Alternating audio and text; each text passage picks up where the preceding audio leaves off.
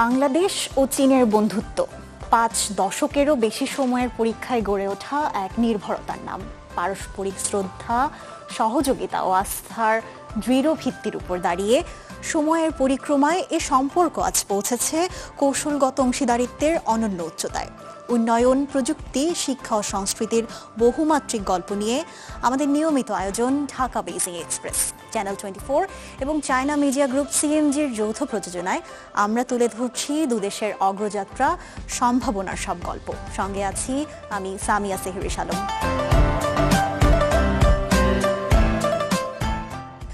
সম্প্রতি চীনের পররাষ্ট্রমন্ত্রী ওয়াং এর আমন্ত্রণে বেইজিং সফর করেন বাংলাদেশের পররাষ্ট্রমন্ত্রী ডক্টর খলিলুর রহমান।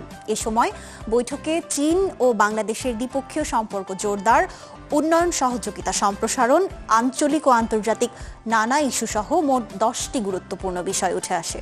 সেই সঙ্গে এক চীন নীতির প্রতি দৃঢ় সমর্থন পুনর্ব্যক্ত করেছে বাংলাদেশ। বিস্তারিত প্রতিবেদনে। জাতীয়তাবাদী দল বিএনপি ক্ষমতা নেওয়ার পর প্রথমবার বন্ধু রাষ্ট্র চীন সফরে যান বাংলাদেশের পররাষ্ট্রমন্ত্রী ডক্টর খলিলুর রহমান।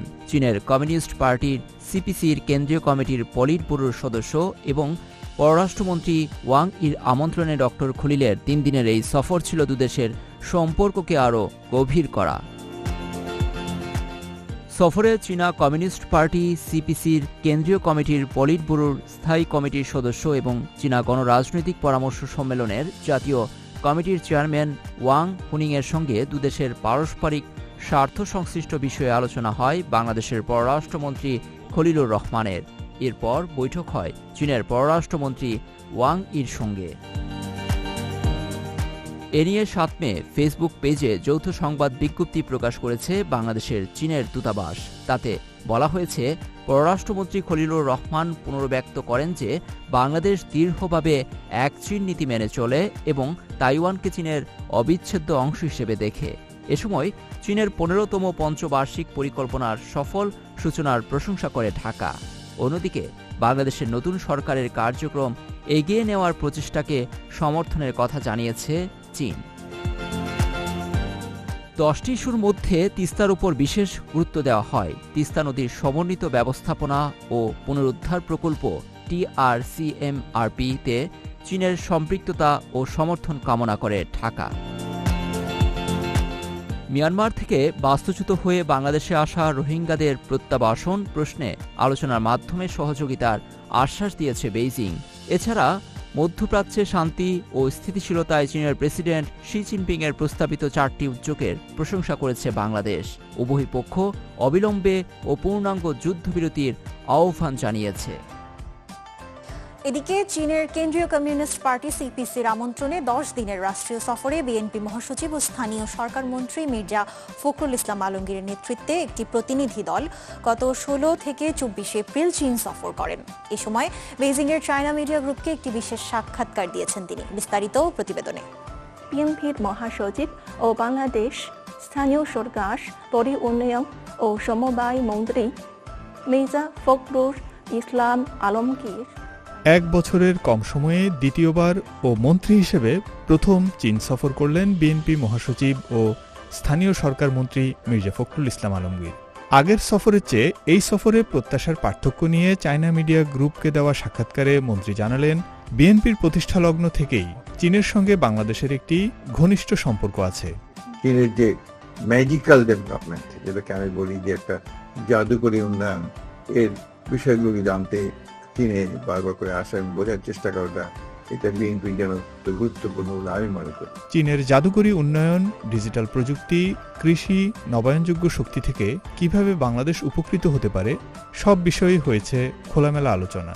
চীনের অর্থনীতির যে উন্নয়ন, এটার পেছনে তার দলের ভূমিকাটা সবচেয়ে বড়। দল প্রধান ভূমিকা পালন করছে, অর্থাৎ চীনা কমিউনিস্ট পার্টি সিপিসি, এই তার নেতৃত্বেই এখানে সেই উন্নয়নটা হচ্ছে। আজকে আমরা সেই অভিজ্ঞতাটা নিতে চাইছি। চীনের উন্নয়ন মডেলের কোন চর্চা বাংলাদেশের উন্নয়নের জন্য সহায়ক হতে পারে, এমন প্রশ্নে মির্জা ফখরুল মনে করেন, বিপ্লবের পর চীনে আদর্শগত দলের জন্মের মধ্য দিয়েই রচিত হয়েছিল উন্নয়নের ভিত্তি। অহেতুক বিভিন্ন জায়গায় অর্থ ব্যয় না করেই টার্গেটের জায়গাতে অর্থ ব্যয় করে, যেটা আমার সবচেয়ে বেশি আমাকে সুযোগ করে দেবে উন্নয়নের, এমপ্লয়মেন্টের, ইনভেস্টমেন্টের, সেই জায়গাগুলোতে আমরা যেতে চাই, যেটা চায়না প্রথম থেকেই করে আসছে। চলতি বছর চীনের পঞ্চদশ পঞ্চবার্ষিক পরিকল্পনা প্রকাশ হয়েছে। চীনের এ ধরনের পরিকল্পনা থেকে বাংলাদেশেরও শেখার আছে বলে জানান মন্ত্রী মির্জা ফখরুল। আমরা চীনকে দেখতে চাই যে নেতৃত্ব একটা দায়িত্ব চীন নেবে, কারণ অলরেডি চীন তার যে অর্থনৈতিক ব্যবস্থা, ব্যাংকিং সিস্টেম, আমাদের আন্তর্জাতিকভাবে কাজ করছে, তাতে অনেক কোলাবোরেট করছে। But at the same time আমরা দেখতে চাই আমরা এই উন্নয়নশীল দেশগুলো চীন এই ক্ষেত্রে নেতৃত্বের ভূমিকা পালন করবে। বর্তমান আন্তর্জাতিক পরিস্থিতি বেশ জটিল ও অস্থিতিশীল। এমন ক্ষেত্রে চীন আরও বেশি নেতৃত্বস্থানীয় ভূমিকা রাখবে বলে আশা করেন মির্জা ফখরুল ইসলাম আলমগীর। বর্তমান প্রেসিডেন্ট শি জিনপিং তিনি বাংলাদেশের প্রতি জনপ্রিয় মানুষ, এবং আমরা আশা করি যে এই জনপ্রিয়তা পূর্ণ থাকবে, একই সঙ্গে বন্ধুত্ব অক্ষুণ্ণ থাকবে। আমার নেতা যিনি প্রধানমন্ত্রী বর্তমান এবং আমাদের বিএনপি চেয়ারম্যান, তিনিও সেই আশা করেন এবং তিনিও চীনের জনগণের কাছে এই বার্তা দিয়েছেন যে চীনকে আমরা আমাদের সবচেয়ে ঘনিষ্ঠ বন্ধু হিসেবে দেখতে চাই। নিকট ভবিষ্যতে চীন বাংলাদেশ সম্পর্কের বিষয়ে স্থানীয় সরকার, পল্লী উন্নয়ন ও সমবায় মন্ত্রী মির্জা ফখরুল ইসলাম আলমগীর বলেন, বাংলাদেশের জনগণ সবসময় চীনের জনগণকে বন্ধু মনে করে। বাংলাদেশের জনগণের প্রত্যাশা থাকে তাদের রাজনৈতিক ও অর্থনৈতিক উন্নয়নে চীন ইতিবাচক ভূমিকা পালন করবে। আমি অনেকদিন আগে জীবাশ্ম জ্বালানির ব্যবহার কমিয়ে নবায়নযোগ্য জ্বালানিকে প্রত্যন্ত অঞ্চলে ছড়িয়ে দেওয়ার লক্ষ্যে বাংলাদেশে কাজ করছে চীনা প্রতিষ্ঠান এহেড সোলার লিমিটেড। প্রতিষ্ঠানটির কর্ণধার চীনা গণমাধ্যম সিএমজিকে একান্ত সাক্ষাৎকারে জানিয়েছেন, বৈদ্যুতিক গ্রিডের উপর চাপ কমাতে সৌরশক্তির আধুনিক প্রযুক্তির ব্যবহারে উপকৃত হচ্ছে বাংলাদেশ। বিস্তারিত প্রতিবেদনে।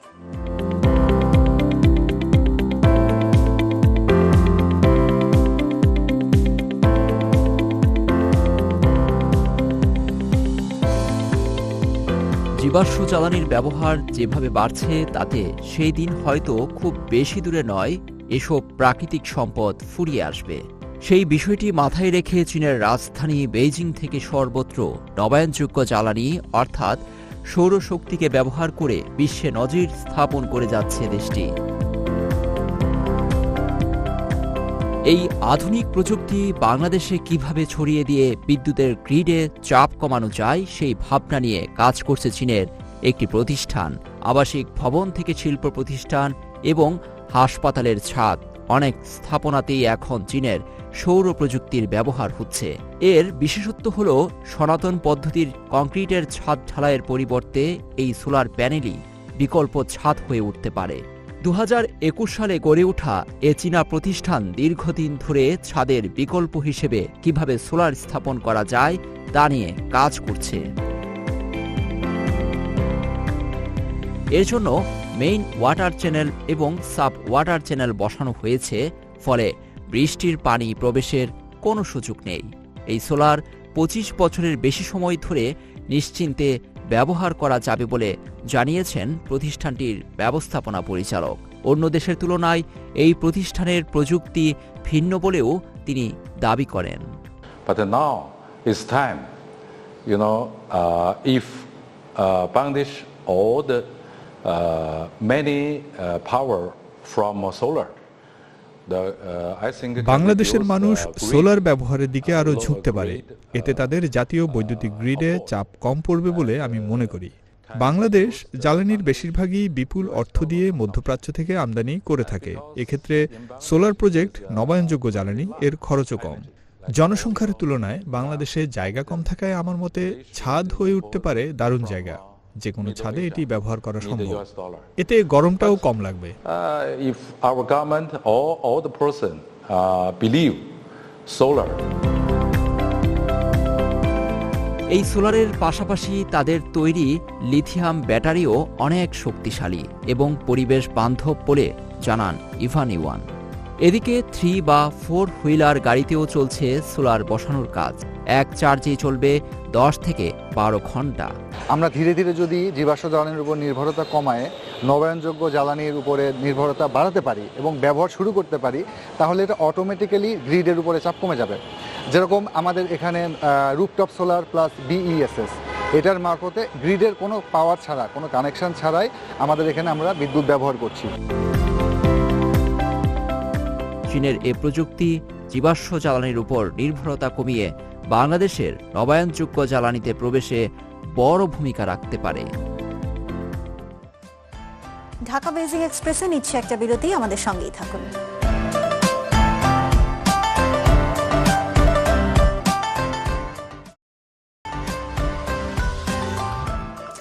উচ্চশিক্ষার জন্য বিদেশে পাড়ি জমানো আর সেখানে থিতু হওয়া আমাদের অনেকেরই স্বপ্ন, কিন্তু উন্নত এই জীবন ছেড়ে যদি কেউ গ্রামে ফিরে লাঙল ধরে তা অনেকের কাছে হতে পারে অবিশ্বাস্য।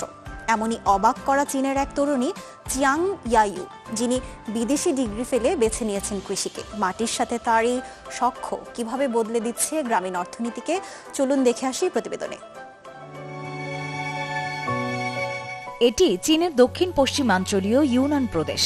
এই সবুজ পাহাড়ের কোলে লুকিয়ে আছে এক স্বপ্ন জয়ের গল্প, যেখানে মাটির গন্ধে মিশে আছে এক তরুণীর অদম্য জেদ। চীনা তরুণী চিয়াং ইয়াইউ কৈশোরেই পাড়ি জমিয়েছিলেন মার্কিন মূল্যকে। হাতে ছিল বিদেশের নামী বিশ্ববিদ্যালয়ের ডিগ্রি। চাইলে অনায়াসেই বেছে নিতে পারতেন সেখানকার কোনো ঝাঁ চকচকে কর্পোরেট অফিসে উচ্চ বেতনের চাকরি। কিন্তু 1996 সালে জন্ম নেওয়া তরুণী চিয়াং ইয়াইউ হাঁটলেন উল্টো পথে। তিনি 8-10টা মেয়ের মতো হতে চাননি বলেই পথ বেছে নিয়েছেন নতুন করে হাঁটার। বিদেশের ডিগ্রি আর বিলাসিতা তুচ্ছ করে ফিরেছেন নিজের শেকড়ে, মাটির টানে। চীনের ইউনান প্রদেশের পাহাড় ঘেরা লুফেং শহরে 16 হেক্টর জমি লিজ নিয়ে পুরো দস্তুর কৃষক বনে গেছেন চিয়াং। শুরুটা ছিল ডিজিটাল মাধ্যমে কৃষকদের গল্প বলা, শর্ট ভিডিও আর লাইভ স্ট্রিমিং এর মাধ্যমে তিনি সরাসরি কৃষকের পণ্য পৌঁছে দিচ্ছেন শহরের মানুষের দরজায়। এতে ন্যায্য দাম পাচ্ছেন প্রান্তিক চাষিরা। আমি মাটিকে ভালোবাসি। আমি চাই কৃষিকে আমার আজীবনের পেশা হিসেবে প্রতিষ্ঠিত করতে। আধুনিক প্রযুক্তি আর ঐতিহ্য, এই দুয়ের মেলবন্ধনই আমার লক্ষ্য। চিয়াং কেবল পণ্য বিক্রি করেন না, তিনি বিশ্বাস করেন ভালো ফসলের রহস্য লুকিয়ে আছে মাটির গভীরে। তাই তো কেবল লাভের আশায় চাষাবাদ নয়, বরং মাটির প্রাণ ফিরিয়ে আনাই তার মূল লক্ষ্য। এই পেঁয়াজগুলোর কথাই ধরুন, মাটির স্বাস্থ্য যখন উন্নত হয় তখন ফসলের গুণমান এবং সামগ্রিক অবস্থাও অনেক ভালো হয়ে যায়। আর এই কারণেই আমরা এখন একটি দ্বিমুখী পদ্ধতি গ্রহণ করছি। একদিকে যেমন ফসল চাষ করছি, তেমনি সমান্তরালভাবে মাটির উর্বরতা বৃদ্ধিতেও কাজ করে যাচ্ছি। চিয়াংয়ের এই উদ্যোগে ভাগ্য বদলেছে গ্রামের শত শত মানুষের। আমাদের গ্রামের বাসিন্দারা এখন ঘরের কাছেই কর্মসংস্থানের সুযোগ পাচ্ছেন। বাড়ির বাইরে না গিয়েই তারা স্থানীয় এই প্রতিষ্ঠানে কাজ করতে পারছেন। এর ফলে তারা দ্বিমুখী আয়ের সুবিধা পাচ্ছেন। একদিকে যেমন নিজের জমি ভাড়া দিয়ে অর্থ পাচ্ছেন, অন্যদিকে এই প্রতিষ্ঠানে কাজ করে নিয়মিত বেতনও পাচ্ছেন। রোদ বৃষ্টির লড়াই শেষে চিয়াং আজ এক সফল কৃষক। তার হাত ধরেই ডানা মিলছে চীনের আধুনিক গ্রামীণ অর্থনীতি। এই তরুণী প্রমাণ করেছেন শেকড়কে আঁকড়ে ধরেও জয় করা যায় বিশ্বকে। চিয়াং ইয়াইউ আমাদের শিখিয়ে দিলেন যে কোনো কাজই ছোট নয়, যদি তাতে ভালোবাসা আর নিষ্ঠা থাকে। তার এই উদ্যোগ কেবল চীনের কৃষিকেই সমৃদ্ধ করছে না, বরং সারা বিশ্বের তরুণ প্রজন্মের কাছে এক অনুপ্রেরণার নাম হয়ে উঠেছে। এক সময় যেখানে পাহাড় আর দুর্গম ভূপ্রকৃতি মানুষকে সভ্যতা থেকে বিচ্ছিন্ন করে রেখেছিল, আজ সেখানে গড়ে উঠেছে আধুনিক প্রকৌশল, আধুনিক স্থাপত্য আর প্রাচীন ঐতিহ্যের মিশেলে গড়ে উঠেছে চীনের দক্ষিণ পশ্চিমাঞ্চলের গুইজো প্রদেশ, যা ভ্রমণ পিপাসুদের জন্য এক আগ্রহের অন্যতম কেন্দ্রবিন্দু। 3 ফুট সমতল জমি নেই কোথাও। খাড়া পাহাড় আর দুর্গম পথ যাতায়াতকে করেছিল কঠিন। একসময় এই ছবিতেই পরিচিত ছিল দক্ষিণ পশ্চিম চীনের গুইঝো প্রদেশ। বদলেছে সেই গল্প। আধুনিক স্থাপত্যের ছোঁয়ায় খাড়া পথ হয়েছে সহজ। তথ্য বলছে বিশ্বের 100টি সর্বোচ্চ সেতুর প্রায় অর্ধেকই গুইঝোতে। এর মধ্যে হুয়াজিয়াং ক্যানিয়ন ব্রিজ 626 মিটার উচ্চতায় নির্মিত, যা এখন পর্যন্ত বিশ্বের সর্বোচ্চ উঁচুতে অবস্থিত। প্রকৌশলের পাশাপাশি বিজ্ঞানের জন্যও আদর্শ হয়ে উঠেছে এই গুইঝো। এখানকার প্রাকৃতিক খাদে নির্মিত হয়েছে বিশ্বের বৃহত্তম রেডিও টেলিস্কোপ ফাস্ট। পর্যটকরা নীরবে বসে উপভোগ করতে পারেন হাজারো নক্ষত্রের উজ্জ্বল আলো। তবে গুইঝোর গল্প শুধু প্রযুক্তির নয়, পাহাড়ি গ্রামে টিকে আছে শতাব্দীর ঐতিহ্য। পাহাড়ের ঢালে তৈরি এই ঘরগুলো আমাদের জীবনধারার অংশ। সমতল জমি খুবই কম, তাই আমরা ঢালেই বাড়ি বানাই। আমরা এগুলোকে দিয়াও জিয়াওলো বলি। পাহাড়ি এই জনপদের সৃজনশীলতা স্পষ্ট হয়ে আছে শিল্পকলাতেও। এখানকার বাটিক শিল্প বেশ প্রসিদ্ধ। মোম আর রঙের মিশেলে তৈরি হয় বিরল ছাপ। এই শিল্প ১৯০০ বছরের পুরনো। আমাদের পরিবারে এখন ৫ম প্রজন্ম চলছে। প্রজাপতির নকশা আমাদের পূর্বপুরুষদের সঙ্গে সংযোগের প্রতীক। গুইঝো থেকে ১৫০ কিলোমিটার দূরে অবস্থিত প্রাচীন শহর ঝেনিওয়ান, যেখানে ইতিহাস, নিজস্ব সংস্কৃতি আর ভালোবাসার অনুপ্রেরণা টিকে আছে জড়াজড়ি করে। সান ইউইয়েসান উৎসব একটি প্রেম কাহিনীর স্মরণে হয়। লিয়াং ইন ও কিয়াও সিং এর ভালোবাসা আজও আমাদের অনুপ্রাণিত করে। উন্নয়ন মানে শুধু ইট পাথরের দেয়াল নয়, বরং শেকড়কে আঁকড়ে ধরেও যে এগিয়ে যাওয়া যায় সেই নজির রেখেছে চীনের গুইঝো প্রদেশ।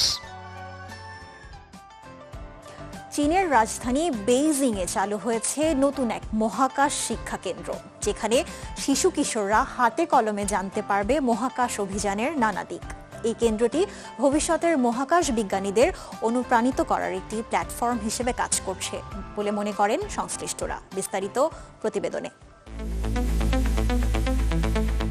চীনের রাজধানী বেইজিংয়ে নতুন করে চালু হয়েছে মহাকাশ শিক্ষা কেন্দ্র, চায়না বেইজিং মহাকাশ বিজ্ঞান কেন্দ্র। ৩৭০০ বর্গ কিলোমিটার জায়গা জুড়ে তৈরি এই ভেন্যুটি ৬টি থিম ভিত্তিক জোনে সাজানো হয়েছে ৬ থেকে ১৬ বছর বয়সী শিক্ষার্থীদের জন্য।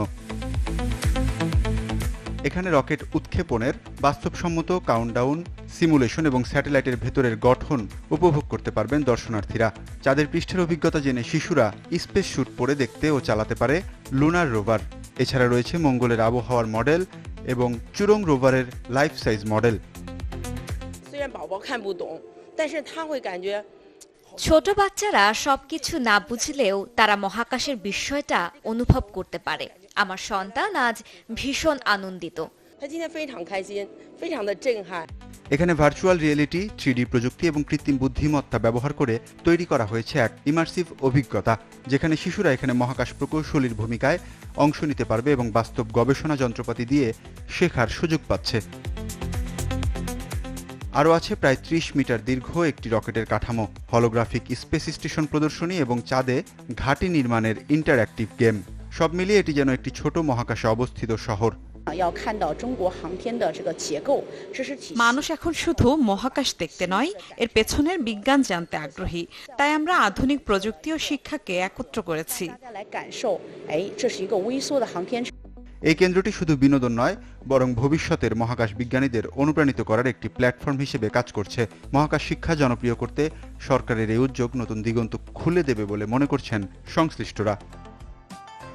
ঢাকা বেইজিং এক্সপ্রেস আজ এ পর্যন্ত। চীন ও বাংলাদেশের দ্বিপাক্ষিক সম্পর্ক এবং নানা ঘটনা প্রবাহ নিয়ে আবার দেখা হবে পরবর্তী পর্বে, একই দিনে একই সময়ে চ্যানেল 24 এর পর্দায়।